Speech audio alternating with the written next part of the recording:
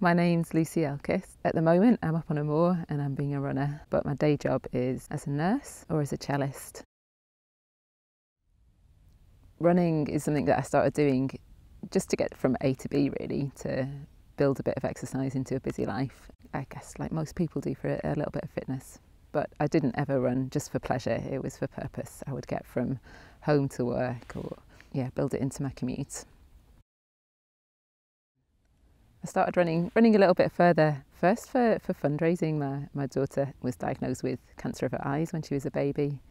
I had a beautiful group of women who asked if we could all run together, run one of the 10-kilometre races to raise money for the Childhood Eye Cancer Trust. And so that was a huge challenge. To get from my little commute up to 10 kilometres felt like a massive achievement. And then I started meeting people who ran in a different way. They didn't run on roads, they didn't run just to get from A to B or run for speed, but they ran because it gave them a totally different freedom. And I remember the first time that I ran a kind of 5-mile off-road route by myself. I'd sat down and I'd planned this route on a map. I'd looked at the hills and looked at where I wanted to go. It was December, so it wasn't even like it was beautiful weather. But I went out and I got up into the hills and I felt a kind of, I guess, a power and a freedom that I'd never experienced before. And from there, friends, lovely friends, were just so encouraging and saying, you know, just go further and higher. You don't have to go faster. Just go to places that fill your soul. For a while it was enough just to get out by myself, but then I wanted different challenges, and so I planned my first ultramarathon for 2021. It was 50 miles off across the hills and I remember looking at the route kind of 6 months in advance and thinking how amazing it would be to be that person who had done that thing. And that's kind of what's got me to where I am now. So it no longer seems unachievable to do any distance, because I know it's all just ordinary people doing it, one foot in front of the other and keeping going. Running those kind of distances for me is all about that confidence in my body and the freedom that I have to set off with nothing. I need no equipment other than a pair of trainers, maybe a backpack to carry food in, and nothing else really. It gives me a real sense of possibility of what I can do just by myself. Top Withens holds a really special place for me. During the very first lockdown, I was dating and I met a woman online.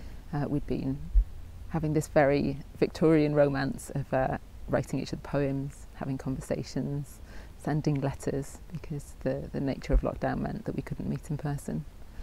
And then when we got to a point where we were able to meet, I wanted to bring her somewhere that really felt like it showed her a bit of me, as well as being a place we could walk together. So we met at Haworth and walked up across the moors up to Top Withens, and back rounds across the moors again. And it was a day not at all like today. It was one of the windiest days that I remember. We'd stop and find little bits out of the wind to talk, eat oranges, have a cup of coffee. So that's what I think of when I'm up here. We've been together for almost 3 years, and often come back up here. We'll go for runs together across the moors. She's from across the other side of the valley, so we can run between the places I'm familiar with and the places she's familiar with. It feels like this is one of the places it all started. I remember after meeting Jenny up here at Top Withens, we'd headed back home and I sat and wrote a poem. I wrote one about the trees here. I think when you look up at Top Withens, you see that one tree behind the building, and then as you get closer you see it's 2 trees, not one at all. And for me that was a real, I guess, sign of the strength that you get from those partnerships. It's a really inhospitable landscape up here in some ways, but you can see how those 2 trees have grown next to each other and took shelter from each other. And for me, that's part of why, I guess why this place holds something special for me.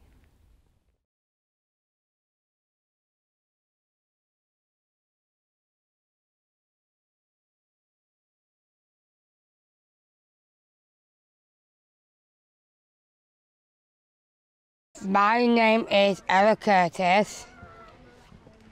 I am 20. We are Bradford Park in Saltaire. I like the birds flapping. I like water. I cycle in Bradford Park. I've been cycling for a long time. I am special cyclist because I Special Olympics in Great Britain. I feel like confident. I enjoy riding a bike up the hills, up hills, down hills. That's it. I like it.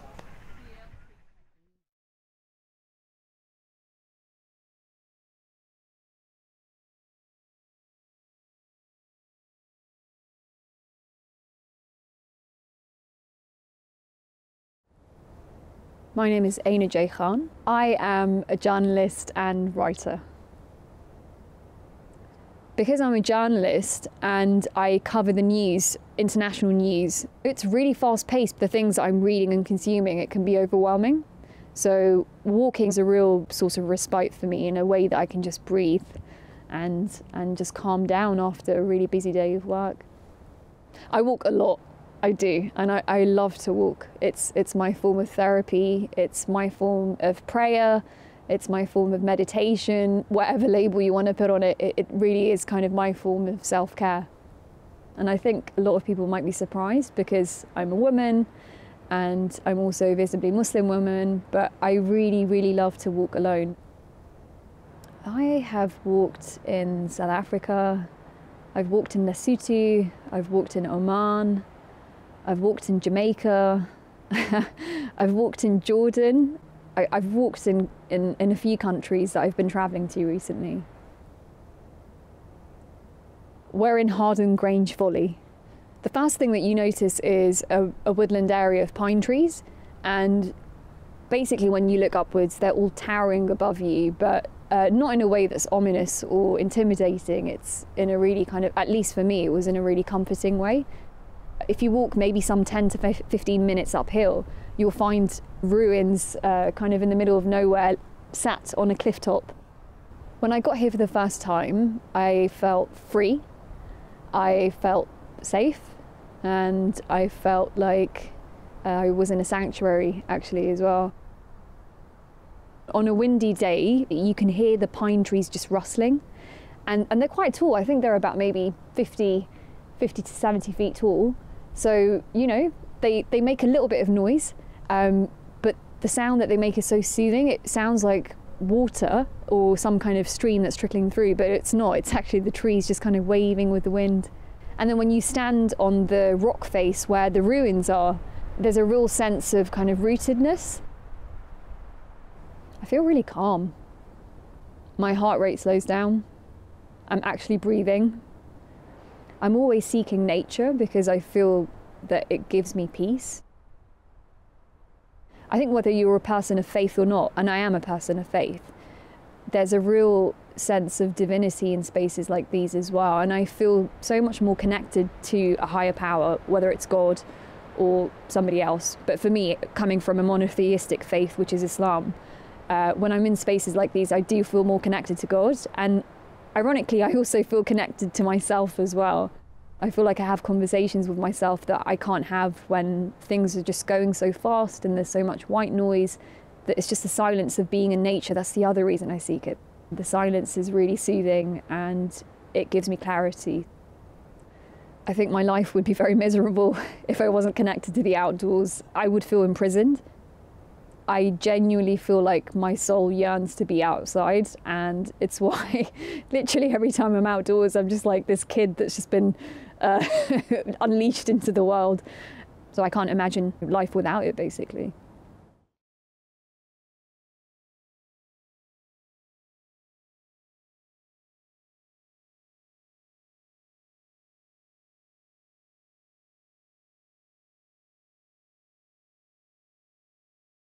I'm Rachel Coates and I'm a dairy farmer. I was born in Skipton. We lived in the middle of a wood. Being the only girl with lots of boys, I was quite a tomboy, so we used to play in the woods quite a lot and be almost a bit feral. In the spring there was lots of garlic, wild garlic in the woods. We used to make garlic slides where we used to slide down the hills, and we just used to come home smelling to high heaven of garlic, but it was such great fun, and we used to be green and muddy, but clearly very happy. My father was a livestock auctioneer actually, so I was used to sort of livestock and farmers, but not farming. I went to agricultural college and I kind of wanted to be involved in the farming industry. I went to live in London and I hadn't realised until I was there just how much I missed the countryside. I did literally feel like a fish out of water. And I happened to marry a farmer. We don't really call ourselves farmers' wives these days because we are doing the farming. We're not just at home baking bread. We're actually physically farming as well. Do most jobs apart from milking. I don't milk. Before I got married, I can't remember who told me now, but someone told me that I shouldn't learn to milk because I'd be too useful. And then my husband, who played cricket at the time, he'd be off playing cricket all the time, and I'd be milking, and that'd be it. And so I never learnt to milk. It is always a different view every day. We do have quite a lot of different weather, and the moor changes colour all the time. The thing about the barn is that it makes you realise that you're only custodians of the farm or on the land, even though we don't own the farm, we are tenants, but you realise that the barn's got history, so it's been there longer than you, even though my husband's family have been here for nearly 50 years. So it kind of like centres that, sort of like puts a pin in time, and it makes you sort of seem smaller.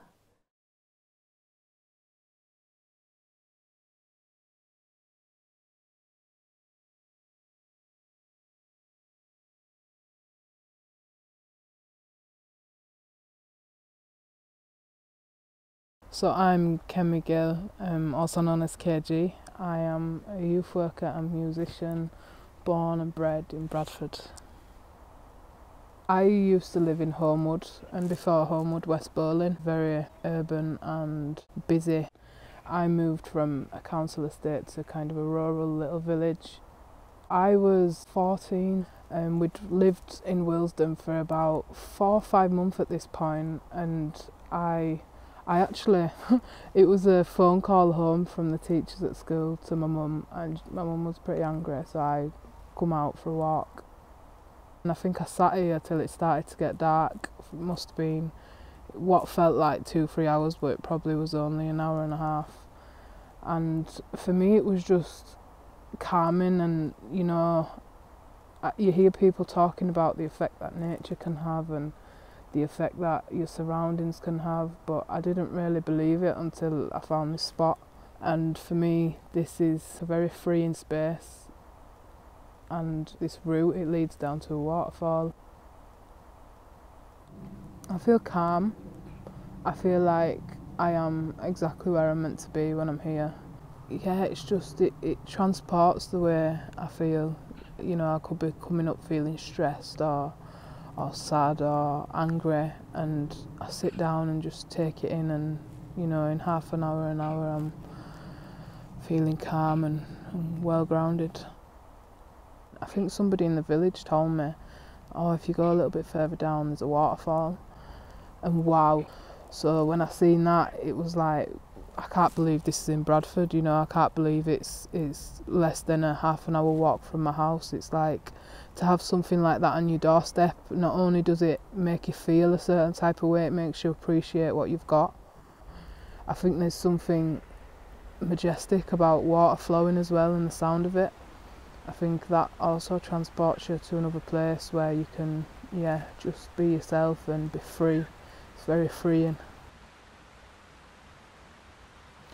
So for me, it kind of acted as a turning point, and I know that's a very big thing to say because it's nature, but coming from one type of life to a different type of life and surroundings, you know, it acted as my comforter. So if I had any issues, or if I argued, or like I was saying, if I felt sad or any type of way, I just walk to the water, and yeah, it just acted as like my safe place, kind of, somewhere where, you know, nobody's judging, I can just be me.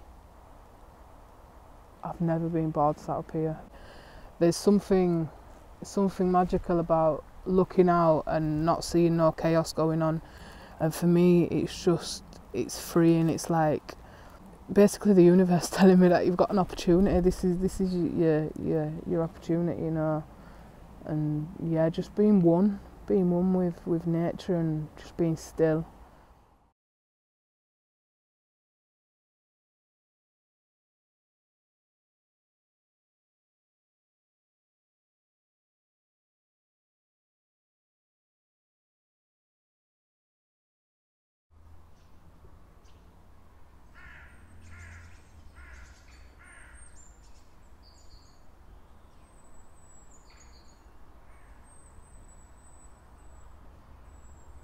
My name's Evie Manning and I'm a theatre director. I live one street away from where I grew up, in BD3 in Bradford. But yeah, I live one street away from my mum's house. So Spareland was this place that from probably the age of like 7 to 10 or 11, me and my brothers and all the kids on the street basically took over, and we had loads of dens, we had tree swings, we had a whole world on Spareland, and we would be out all day, literally probably from like, yeah, as soon as we woke up until really late. And Spareland was just like really overgrown part of land, so it's just like out the back of the houses, and it's just like brambles and nettles, and there's a bit of a dumping ground because people used to dump a lot of rubbish there as well, so there was always quite a lot to make dens out of. We used to have wars, we'd call them wars, so we'd be looking out the window maybe at home, and then if we saw any kids from another street, then we'd go and have a war. But we were really at war, so we were throwing like, yeah, house bricks at each other, and we'd have barbed wire to make our barricades with, and we'd throw them at each other. When we were little, there was the 3 of us, but then there was lots of other kids' units, you know, and then it was quite like, you know, there'd be little packs from different households coming together, and so sometimes we'd be at war with each other, or there'd be multiple dens for multiple kind of households, and obviously a lot of the time my brother would be against me, or, you know, I'd be kind of banished from a den. I think as a kid, I mean, I was very resilient and determined, and so I would never really get upset, or even if you fell over, I mean, it's classic, but you just wouldn't cry, and you'd be proud of how many scratches you got that day, or how many scars or bruises. You'd always be showing off about that sort of thing, so I think I was quite hardy.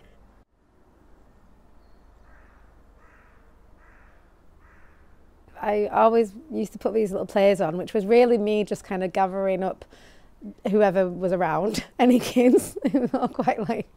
And so I'd just kind of gather them up, and then I'd have had like an idea for a story. That was my first time directing, getting kids to do things. Or I might have found some clothes that I'd get them to wear like as a costume. And we'd use like leaves for special effects, or we'd use the kind of different dens, I suppose, as little theatres. I had like an imaginary world called Evie's World, and I was always kind of writing little stories in there, and then sometimes I'd get other kids to be part of them and bring them to life. I remember feeling quite determined all the time because we were quite free and we were feral and we were running around, but then I think I also had to really kind of be tough and kind of hold my ground, or, you know, we were having fun but always with a bit of a purpose, so it was always like we're building a barricade, or we're doing this or doing that, and so there was always a kind of quite a strong will going on at the same time. We had like a metal jungle because there was all this metal growing out. We had a nettle jungle where we just threw pallets in, and then we were kind of, I think by this point, immune to nettles and brambles and stings and stuff. So, but we had lots of different worlds, and I think it felt massive. Even though now, if you look at it, it's just a strip of land behind the houses. It's the length of a street, but it felt so big. So I think there was a magic in that, and I think there was a magic in us feeling very powerful. So I think we felt quite powerful there because we could kind of make up what we did and no one bothered us, and we just did our thing, really. makes me remember how expansive it was and how big it felt and how possible things felt. So it was always like a space of like potential, which I feel like now as an adult I still feel like that actually. I still feel like there's a lot of potential.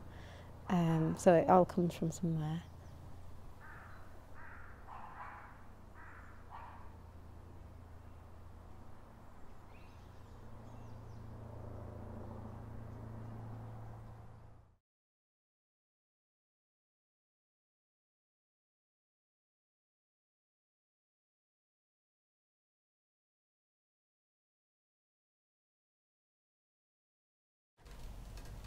My name is Meryl Clark. I'm a flower farmer. When I was a child, we lived sort of on the outskirts of Leeds. There were fields not too far away, and we were near the rhubarb triangle. So we used to play in amongst the rhubarb and get chased off by the farmer. But we used to use them pull them out and use them as parasols and umbrellas. And yeah, we used to play a lot in the fields. And then we used to blackberry pick, and Mum and Dad had a big corner plot garden. Dad really liked doing the hard landscaping, making rockeries and flagging. And Mum, she still at 83 is gardening every single day. So got it from there, I suppose. They gave me a corner of the garden that I could use as a child. As I got to my teenage years, herbs really interested me. And I used to grow those and dry them and make teas and things out of them. I went to horticultural college from school and then started work after that straight away for the local authority, for the Parks Department, and then left because I ended up being drowned in paperwork and not actually gardening and working with the flowers, which I loved. So I set up a specialist garden maintenance business. Janet was an artist. Both her and her husband were really famous trompe-l'oeil artists. They worked all over the world and bought a house just up the road and wanted to set a beautiful garden up for painting and for inspiration for the work. I had a neighbour and she knew Janet and Paul, and she heard from them that they were looking for somebody who knew what they were doing. So she mentioned it to me, took me up, and it was just one of those, you know, where you meet somebody and instantly, you know, you love them. She was an artist, she wasn't a florist, but she was able to just pick the flowers and make the most beautiful bunches for gifts for friends. And I used to sit watching her thinking, how's she done that? And it was because of the colour. She put them together beautifully. And that made me want to start arranging. That eventually sent me off to college to learn a bit more about it. Yeah, so she did have a massive impact on me, yeah. I loved watching her paint, and she knew she could rely on me to see to her garden, which meant the world to her. So, yeah, that was really, really important time for me that year. She had a terminal illness. I lost my favourite auntie and two grandmothers and my dad, and I'd got a small child, and it was just too much pressure, and it resulted in an autoimmune condition, rheumatoid arthritis. The specialist did say, we will have you gardening again and we will have you dancing, because I used to do salsa. And he was right. I mean, it took quite a while, but so now I have a drip every 4 weeks and it sort of controls it, knocks it back a bit. I was always determined to get back. It was being outside, and the gardening is such a love of mine that there was no way I was ever going to give that up.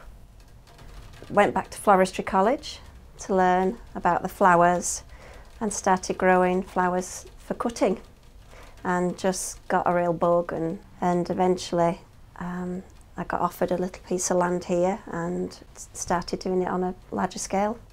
Do I have a favourite season? Yeah, definitely spring. No, summer. Autumn? Definitely not winter. All of them. I think they've all got their own beauty, apart from winter. Because I don't like being cold and wet. They're all important in their own way, aren't they? They're all beautiful. Autumn saddens me slightly because I know winter's coming. Spring's full of hope. But in summer, the warmth, the sun on your face, the abundance of flowers. Probably summer, yeah. Being outside is everything to me, really. If I couldn't be outside, I wouldn't really have any point to me.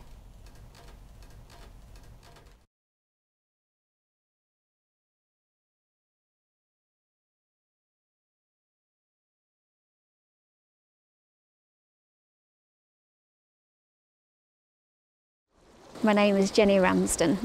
I have two roles, so I'm ordained as a priest in the Church of England, and within that role I am the interfaith advisor for the Diocese of Leeds. I also work for a charity called Religions for Peace UK, bringing women of faith together to challenge gender-based religious violence.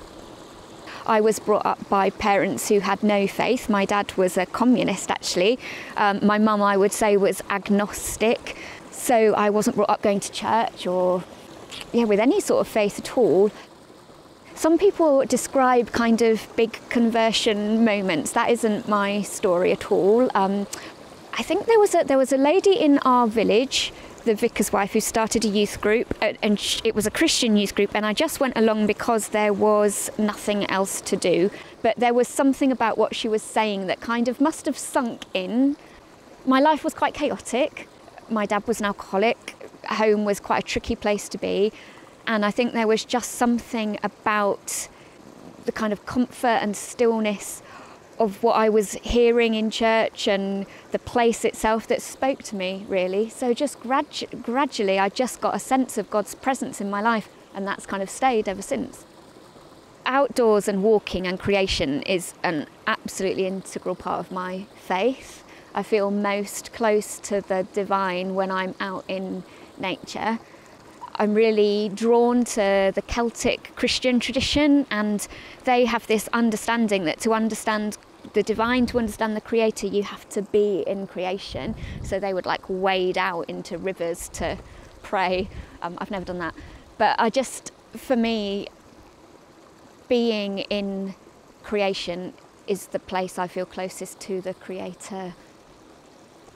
So we are in a place called the Brontë Waterfalls, up above Haworth, and I've brought you here because it is the place that I most often come when I feel that need to be with God in whatever sense that is. So I suppose particularly if I'm feeling stressed or anxious, like I feel like I've got a lot of worries, this would be a place I would come to work through them almost, and to sit and reflect and pray. So the stone is something I noticed on one of my walks here. It's got a quote from a psalm on it which says, "O Lord, how manifold are thy works, in wisdom hast thou made them all, the earth is full of thy riches." And I just noticed this one day when I was walking here, and it really spoke to me and it touched me, because somebody, and I don't know who, but somebody has obviously come to this space and felt the same as me, that it speaks to them of God in some way. I just feel really calm, very peaceful, very connected with nature. That in turn helps me feel connected with something greater than myself. I guess I would name that God or the divine, but other people might name that something different. There's the concept in many faiths, particularly Christianity I think, but all faiths, this idea of a thin space. A place where the gap between heaven and earth is really thin. And to me, this is a thin place.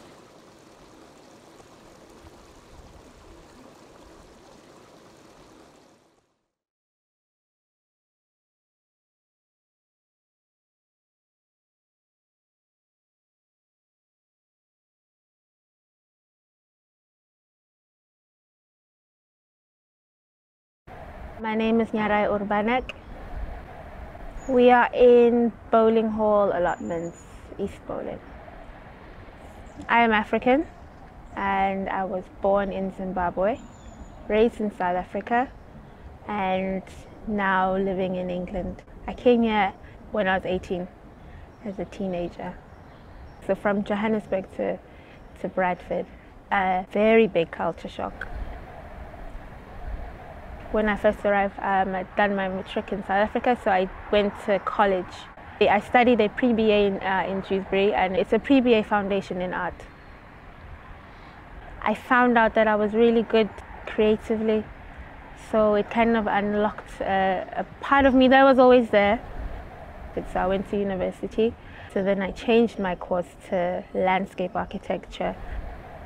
I think my family as a whole, I have green fingers. So it's always been a part of us, and I just kind of stepped it up a gear.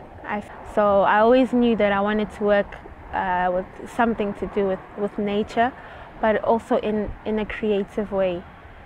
So I fell on horticulture, gardening, which is just right. I started doing volunteering firstly around garden centres, just so that I can understand the plants and so forth. And then from there, the creative side, designing gardens and so forth. So it's just always been there. My mum, in fact my aunties, all of them had green fingers for as long as I can remember. Even if they didn't have that much space, they'd have some plants. So it's just coming from there, from the female side, yeah, matriarch side. To get the allotment, it took me about 4.5 years. It's a long waiting list. I grow in the allotment, firstly, things that we don't want to buy in the supermarket. Times are tough. And then secondly, I grow going to better my kids' lives, my life, so medicinal things. And those medicinal things are then used in products which I make, natural handmade products, like skincare products. So the allotment is just for feeding us and for taking care of us inside and out. My dream is to make it a healing allotment. I would like for people to come in here and feel a sense of healing, so I want to plant a lot of plants that can do that and create a space where anybody can walk in and not so much forget about their problems, but accept some of their problems that they can't change. So that is the ideal, that is the vision. We're a long way away, but I would be quite happy and content if that were to happen.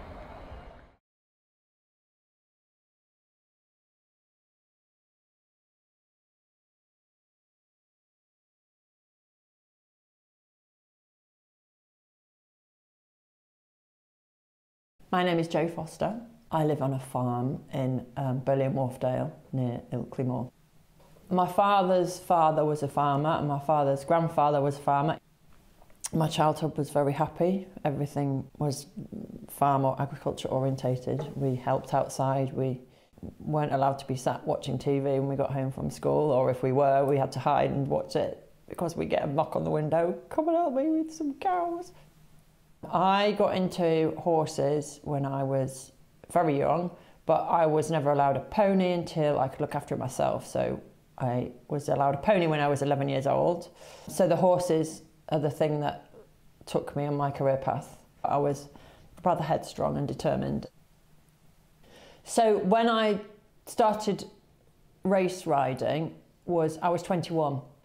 I was always been a bit of an adrenaline junkie, and when I saw amateurs race, which is at point to points, I thought, oh my goodness, I could do this. I literally went out and bought myself a pointer because my parents said they'd buy me a wheelchair before they bought me a racehorse.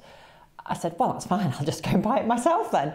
And then went for lessons, got to know people, went to workplaces, went riding out, went to learn as much as I possibly could, and started riding in races. And then it was just about winning, and it was about the adrenaline buzz it gave me. And I did really well. I came second in the nationals. I was a Yorkshire champion 3 times. I rode 75 winners, and then it turned to training. So it was November, a rainy November morning. We'd taken the horses up to the gallops. I had some owners coming to see me. My son was at school. We'd just been to the sales the week before and bought some new horses. I was riding one of them. There's a long line of fences and I was jumping over the first one. And then it started getting too fast. It bolted. And I was shouting at everybody to get out of the way. I couldn't stop it because it was running blind, completely running blind. Young horse, scared, doesn't know where it is. It ended up stopping and swerving. It smashed into the back of something. I came off it and fell on my back onto a rotavator. The horse was okay actually, it just got a cut to its leg, but it was fine. And then I tried to get to my feet and I couldn't. I could feel my feet, I couldn't feel my legs and my arms, so I thought, oh well, I'm all right, but I can't stand up, I really can't stand up. Anyway, everybody came to help me then, and they called the ambulance. So then I was in LGI for 3 weeks. I wasn't allowed to stand. So had to go in a wheelchair. Fortunately, my parents said, right, you can come to us, we'll make one of the sitting room into a bedroom for you. But that's when I looked at the view, and that was the lowest point I've had in my whole life, because I was trapped. And I've never had that feeling of being trapped. The view that I ended up looking at was a view that I'd grown up waking up in the morning or going to bed at night and looking out of the little window up towards Blubberhouses Moor. The same view I was looking out over 40 years later from a wheelchair out of my parents' lounge, wishing I was there and realising that's what I had missed and was missing. To be able to have the freedom of that view and that wildness and that reckless abandon, and that you could feel the rain on your face and the elements around you and be part of the world and the earth and nature. How did I take that for granted? I was in a very bad place when I went to Jetborough House, and they were fantastic. So it was a year and a half of rehabilitation that got me back to where I needed to be and gave me a new direction, helping other people then that were in that situation that I'd got into. So I decided that I would further my education, use my brain and start helping people. So I went and did a counselling course at Leeds College, which then led on to a postgraduate degree at Leeds Beckett in sports psychology. Jetborough House opened that door to allow me to get to there.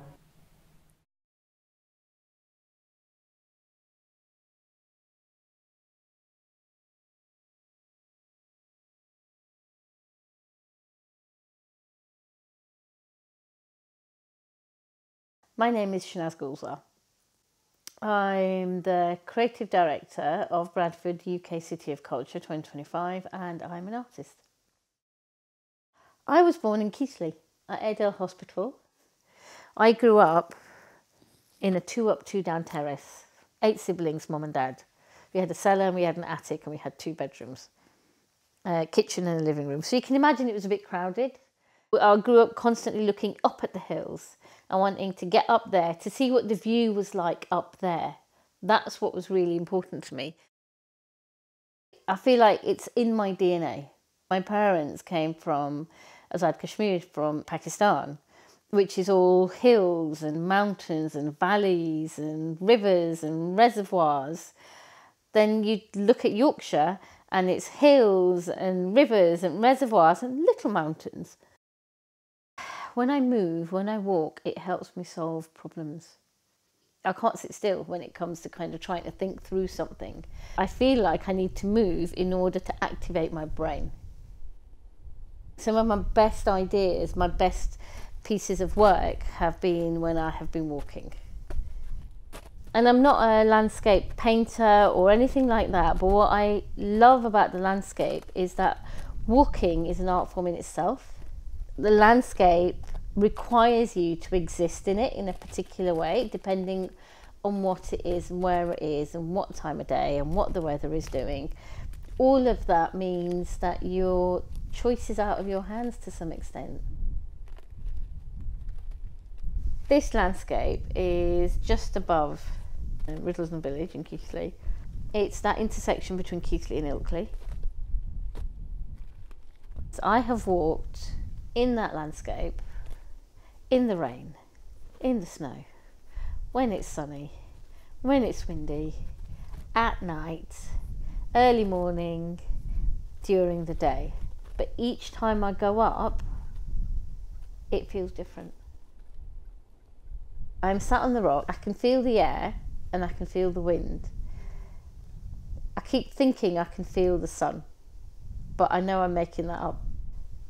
I can feel the rock, but it doesn't feel hard. It actually feels comfortable, which, considering is, -5 up on the moors, 3rd week in January, that's quite something, I suppose. But that also tells me just how comfortable I am right here, right now, in this moment. I feel like I can breathe. I feel like I can exhale. Like I'm not holding on to everything, like I'm letting go of things. I feel like my shoulders are unfurling. I remember saying to you, this is why I'm never going to move. Because we just looked around us, and in the 2 hours that we were there, the mood of the place shifted. And it's emotional. We connect to it.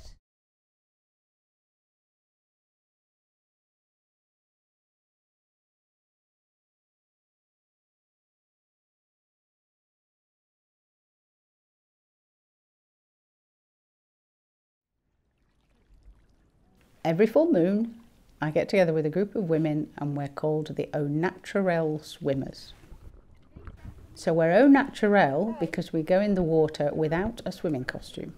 We don't wear wetsuits, we wear bobble hats, little boots and swimming gloves. We all go together, usually in the dark, to a moonlit reservoir or river or lake and immerse ourselves in water naked, and then we generally have a little bit of food and perhaps a fire, and we sing, and it's just a complete contrast to modern life. I think the age range would be early 30s to around maybe late 70s. Yeah, so yeah, it's quite a stretch really actually, isn't it? But we're all women and we all enjoy swimming, and we're all prepared to go on a little adventure every full moon. The swimming makes you feel alive, but also there's something about floating in water in the dark with only the moon and perhaps someone who's got a head torch on. It's kind of desensitizing, but at the same time you are fully in your senses. So you're not seeing, but you're feeling, and the water is silky and it embraces you and it kind of supports you, and you just feel loved. And the group has got that feel about it as well. So you're cold but warm, you know, incredibly happy. So you just feel completely at peace and at one with each other, the water, the fire, the song. Then we'll know spring's begun when the green man comes a-walking. Then we'll know. High on the hillside, crouched by the stone wall, the shepherd is a-sheltering away from the squalls. He curses the weather and loudly he calls. Oh, when will this winter be over? When will this winter be done? When the green man walks the forest, then we'll know spring's begun. When the green man comes a-walking, then we'll know, When the green man stalks the forest, then we'll know, Very nice. Lovely. It was only 26. It was only 27 verses. There should be 36. There was only 4.